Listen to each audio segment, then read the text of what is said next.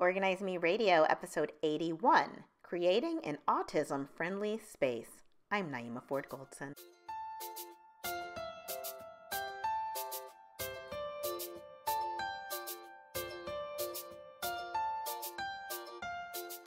Hi, everyone. Welcome to Organize Me Radio. I'm Naeemah Ford Goldson, and April is Autism Acceptance Month.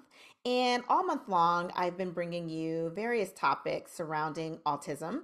And today, I am going to tell you how I created a sensory space for my son. So, a little bit of a background on me. I am the host of Organize Me Radio, and I own Restore Order Professional Organizing, which I started in 2013. And my youngest son was diagnosed with autism when he was about to turn 5 years old. So I'm not an expert. However, I am an expert in organization and I am living the experience. So I think that I have a level of credibility where I can teach you how to create a sensory space for your child or for yourself if you are needing that. So I want to tell you all a little bit more about my son. His name's Gavin. He's 9 years old now. He will be 10 years old this year. And like I said earlier, he was diagnosed with autism just before his fifth birthday. And um, I'm not going to say that getting a diagnosis was easy. We had to kind of jump through many hoops to get there.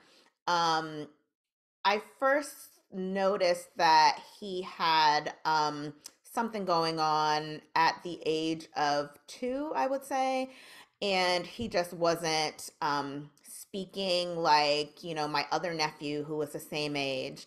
And one thing about Gavin is that he is nonverbal, like, so many other children on the spectrum are. But Gavin is nonverbal. He did have his first words. He hit all of his developmental milestones. He started walking at 10 months.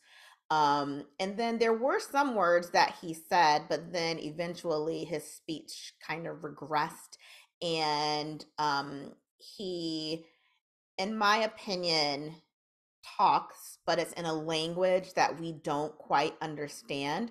He's very vocal and he's always trying to tell us something. So, right now, he actually uses a communication device. So, he has an iPad mini and it has touch chat on it. And if you're not familiar with touch chat, that is basically an app that you can put on an iPad or an iPhone. And he's able to talk. So, he's able to say, I want goldfish, or he's able to say, hi, mommy, or I love you. He can sign as well. So he knows some sign language. So he can sign, I love you. He can sign, mommy. He can sign, all done, more, things of that nature. So he does have a way to communicate. It's just not the traditional method of speaking. So he was diagnosed with a speech delay at age 2. Then at age 3, they diagnosed him with a developmental delay before they gave us the autism diagnosis. Then it was sensory processing disorder. And then we finally got that autism diagnosis. So it took a while. I had to jump through several hoops. And if you know someone who has a child with autism or other types of special needs, sometimes it's it takes a lot to get to that diagnosis so then you can get those services for your children. So, a lot of kids with autism have sensory processing disorder, and that's where creating a sensory space comes into play. So, I'm going to tell you the definition of what sensory processing disorder is. All right, so sensory processing disorder is a condition that affects how your brain processes sensory information, which is stimuli. Sensory information includes things you see, hear, smell, taste, or touch. Sensory processing disorder can affect all of your senses or just one. Sensory processing disorder usually means you're overly sensitive to stimuli that other people are not. So, in our case, Gavin is sensitive to light and he is sensitive to sounds. And he loves to jump up and down. And he also loves to stim, which a lot of, not just, kids or people with autism stim, but, you know, all people, neurotypical people stim as well. And if you're wondering what that is, it could be, if you're shaking your leg or your foot under the table, if you're tapping a pin, that's stimming. So, according to the CDC, now 1 in 36 children are diagnosed with autism. So, when you think of it that way, you're likely to have someone in your family that might have autism. You're likely to know someone who has a child that has autism or is autistic themselves. So, there really is a need to have sensory items in your home. So, I want to go over some of the things that I have in my home that has helped Gavin with his sensory processing disorder.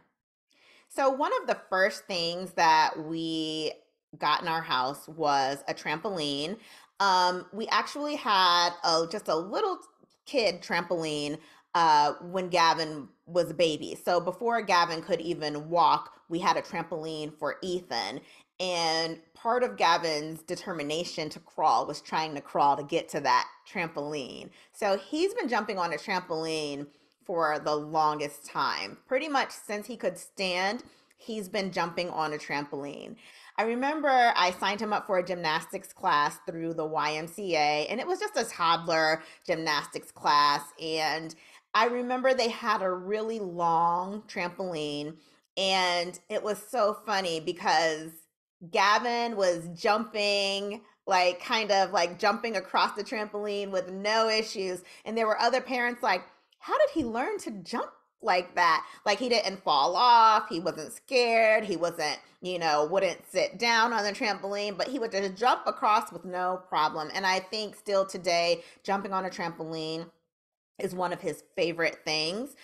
We no longer have a trampoline in the house. We did keep a trampoline in the house for several years, and then a couple years ago, we got a backyard trampoline, and it's a really big trampoline. It can hold adults, children, so it can really grow with Gavin as he gets older. So a trampoline is definitely something that's great, so they can get their wiggles out.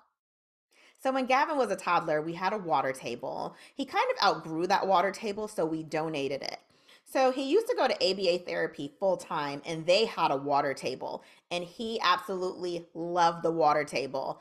On his iPad, he can say, I want water table. So he's been asking us and asking us and asking us for a water table. So Christmas of 2023, we decided to get a water table, but we got, I guess, a bigger kid water table where it's really just like a two storage containers and you can put water in it or kinetic sand or something along those lines. Well, let me tell you, that was not the water table that he wanted.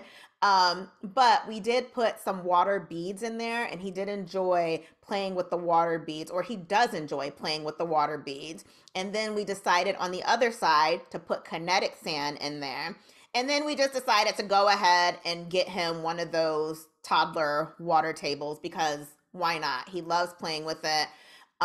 He loves seeing the water fall and everything. And that's just something that really helps him with his sensory processing. Another thing that we have that is helpful is a crash pad. So, the first time I saw a crash pad was when Gavin went to occupational therapy. So, um, a thing about autistic children is they will have to do so many different therapies. So, Gavin does ABA therapy, occupational therapy, and speech therapy. And his occupational therapist had him running and crashing into the crash pad. And then when he started going to ABA therapy full time, they had a really big crash pad. And I looked and I was like, oh my God, this is great. Where'd you get this from? So I found one and I now have a crash pad in Gavin's room. It is, and if you're watching the YouTube version, I will have the pictures up. So if you're listening, go to the YouTube version so you can see all the pictures of the items that I'm mentioning. But in the crash pad, it is, I think it's about 5 feet by 5 feet. So it's pretty big. And there are foam pieces inside of the crash pad. So, you can run and you can jump on it and you won't get hurt. I realize Gavin isn't the only one that uses it. My oldest son, Ethan, he uses the crash pad as well. When my nephews come to visit, they absolutely love jumping off the bed onto the crash pad. And it's safe because, again, the bed isn't very high. It's a very short bed, and it's foam pieces. So it's safe for them to just crash into it. I notice there are times where if Gavin wakes up in the middle of the night, he might go and lay on his crash pad and then fall back to sleep. So it's definitely a comfortable area for him to be in as well. Another item that I really love for him is his weighted blanket. My mom got him the weighted blanket years ago, but he wasn't able to use it for probably the first like year or two of her getting it, just because you have to make sure that it's the right weight for the child. So you don't want anything that's too heavy. But Gavin really likes kind of like pressure on his head. So he likes putting the weighted blanket on his head or a heavy comforter on his head, and that just really helps him. So sometimes you might think, what does it do? Like, what is the point of using all these things? Well, I know for Gavin, he doesn't have meltdowns very often. He's a pretty chill kid, but because there's kind of a language barrier, we don't always understand what he wants. He'll get frustrated and he might have a meltdown. So if he has his weighted blanket on his head, that helps to calm him down. Another thing, the lighting in the room. You want to make sure that the lighting isn't too bright. And sometimes Gavin, we can just put him in a dark room. So it's another instance where if he is having a meltdown, we'll put him in a dark room and we'll just, turn the lights off and he's fine. So a lot of times it's when you're not sure what it is your kid needs, doing something where they can help get their wiggles out, or it's not too bright, or it's not too loud. Sometimes that can help solve the problem. So, one of Gavin's absolute favorite things is having stuffed animals. In the previous episode, I spoke with Amelia Dorsey Crawford, and she was talking about how her daughter, who is autistic as well, she likes stuffed animals and she likes them on the bed and everything like that. Well, Gavin is the same way. He absolutely loves stuffed animals. He doesn't have them on his bed so much anymore because I created a space for them where he can put them away. And he does like to put things away and he likes to be clean and tidy, but he absolutely loves his stuffed animals. Now, if you're wondering what I use a taller basket and it has a lid and I stack them. So that's a good way to keep all the stuffed animals contained. Gavin also really likes playing with different action figures and softer little stuffed animals, but smaller.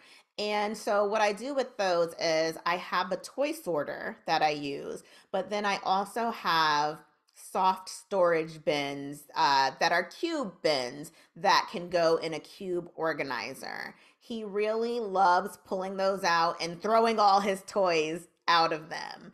But that is a good soft item to have in your kid's room if they have sensory processing disorder. I think that anything that you can do to minimize the hard objects that you might have is helpful, because sometimes, a meltdown can be so bad that, maybe a kid might bang his head on something and you want them to be safe. We want to protect our children and we want to do whatever we can to help them to process the stimuli that they are having such a hard time trying to process. Another thing that Gavin really loves is something that we call an egg chair. That's another thing that I discovered or I saw at his ABA therapy, and they told me how much he loved this egg chair. So I went to IKEA, found the egg chair, and bought it, and we now have it at home. The egg chair is something where it's kind of shaped like an egg, and there is a visor. um I guess you would call that a visor that goes down, and you can like he can kind of like close it and hide in there if he wants to, which he still does from time to time. But we also have in his room, we have a tent, and he absolutely loves going into this little tent. He loves bringing his toys into the tent. He loves just going into the tent to chill out. So these are the things that I have in my home to help with Gavin's sensory processing needs. And I think that if you have a child where you are trying to figure out, what to do, but you don't want to feel like your house is cluttered with things, then I would say, try things out just a little bit at a time. The way I have it designed is I have his crash pad in his room. I have his tent in his room. Oh, and I also have a beanbag chair. Not actually beans in there, but I have a Big Joe beanbag chair in his room. So those are the things that I have. His weighted blanket stays in his room as well. And then we have the trampoline outside. We have the toddler like water table outside. And then on the main level, I have his egg chair. I have it in the living room. So if, we're hanging out, having family time, or he wants to look at his iPad, he can sit in his egg chair and do it. And I'm able to keep eyes on him. And then we have the more grown up water table that has the kinetic sand and it has the water beads. I have that in my dining room because our dining room doesn't get used very often. It gets used maybe once a year around Christmas. So I allow him to play with that in the dining room.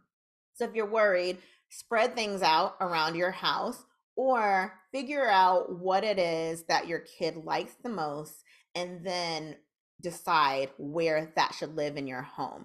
The important thing is making sure that everything that you bring into your home has a place so you don't feel like you are cluttering up the space. For those of you trying to create a sensory space for your child or for yourself, I really hope this information was helpful. I am so thankful for all of the things that I'm able to have so that my son can live a more comfortable life. I hope that we can all be more accepting of autism and sensory processing disorder. And, not give these children or people who are autistic a hard time with fitting into our world because it's not easy. It is not easy for these kids. My son Gavin has, like I mentioned, so many different therapies. There might be people who stare when he's vocalizing, and all he's trying to do is communicate, just like we all communicate. I am so thankful to all of you for tuning in to this episode of Organize Me Radio and listening to my story. And I hope that if you are trying to create a sensory space for yourself or for your child, that this information has helped you. Thank you so much for watching, and be sure to tune in next time for an all new episode.